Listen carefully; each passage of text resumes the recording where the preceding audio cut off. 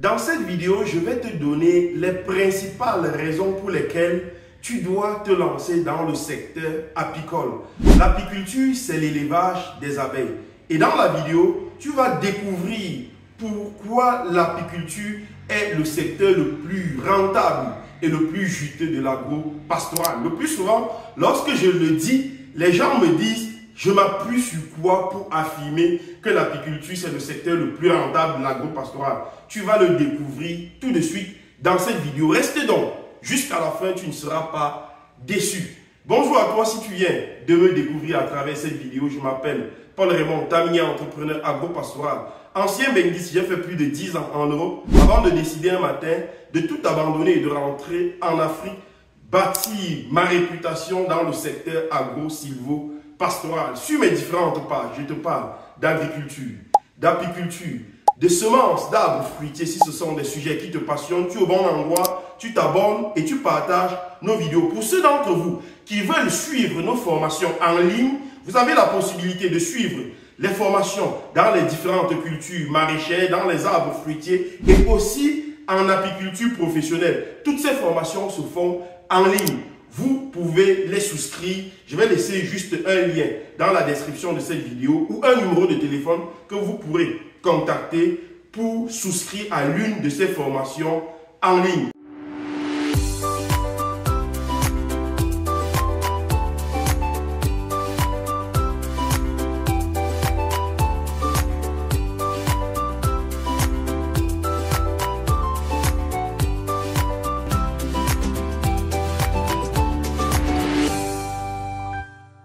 Pour faire ma démonstration, j'ai sélectionné certains secteurs aussi de l'agro-pastoral. Lorsque je dis que l'apiculture c'est le plus juteux, ça ne veut pas dire que les autres secteurs ne le sont pas. Mais ici, il est question de voir celui-là qui est capable tous les mois, tous les ans, de vous rapporter quelque chose d'assez consistant. Alors, ici sur le tableau, j'ai pris le secteur porcine, l'élevage des porcs, l'élevage des poules, lapins, poissons et abeilles. Alors voilà les secteurs, quelques secteurs qui ont pignon sur rue actuellement en Afrique. Alors lorsqu'on veut se lancer dans l'élevage des porcs, qu'est-ce qu'on a besoin comme moyen d'élevage? On a besoin ici de la ferme. Voilà, on a besoin d'une ferme, c'est-à-dire on doit construire un bâtiment devant abriter nos porcelets. Voilà. Ici, là, si c'est l'élevage des poules, aussi, on aura besoin d'une ferme. Pareil pour les lapins, on aura besoin d'une ferme.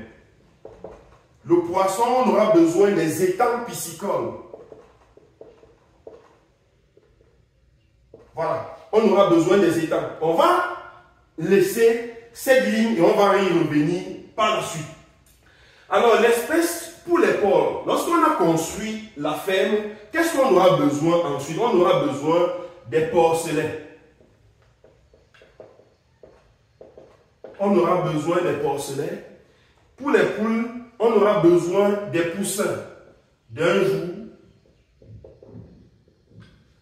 Pour le lapin, on aura besoin des lapereaux.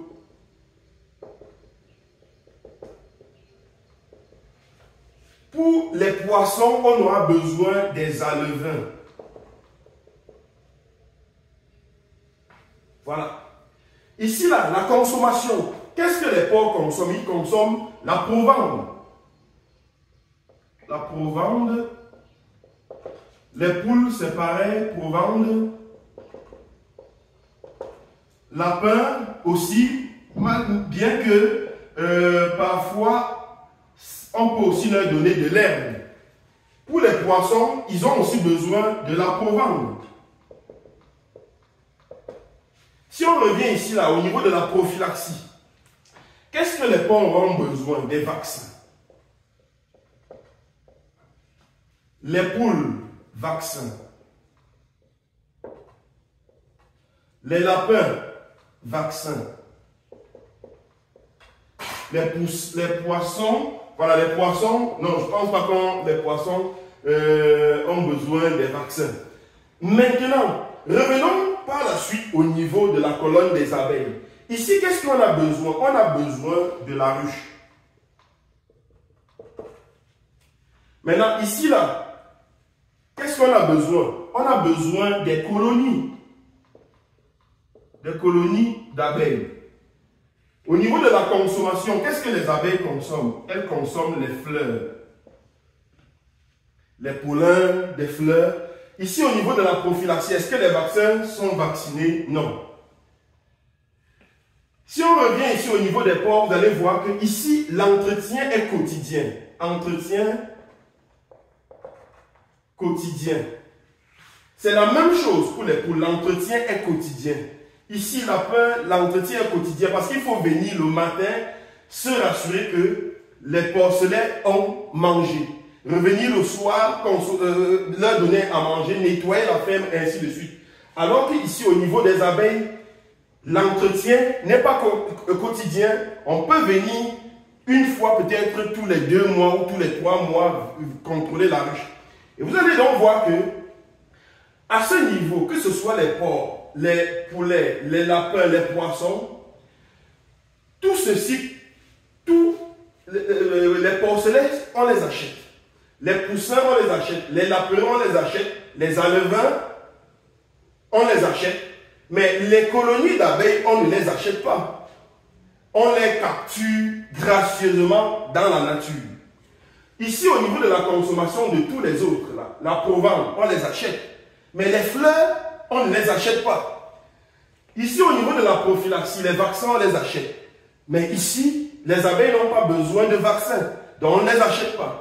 Ici, au niveau de l'entretien, qui est quotidien, où on a besoin des ouvriers pour faire cet entretien, qui sont payés. Ici, au niveau des abeilles, l'entretien n'est pas quotidien, puisque je vous ai dit, l'entretien peut se faire une fois tous les 2 mois, une fois tous les 2 mois ou tous les 3 mois. Donc, si donc vous devrez dépenser pour acheter les porcelets, les poussins, les lapins, tout ceci, vous voyez que à ce niveau, concernant les abeilles, le seul investissement qu'on a besoin ici dès le départ, c'est la ruche. C'est ça qui nous fait dépenser de l'argent. Tout le reste là, c'est gratuit. Donc, voilà la raison, avec démonstration, les raisons pour lesquelles je vous dis au quotidien que l'apiculture, c'est le secteur le plus rentable de l'agro-pastoral. Dites-moi ce que vous pensez dans les commentaires. Est-ce que vous avez aussi cette appréhension? Est-ce que vous aussi, vous pensez que l'apiculture, c'est véritablement le secteur juteux de l'agro-pastoral? Je vais vous lire en commentaire et on se dit à très bientôt.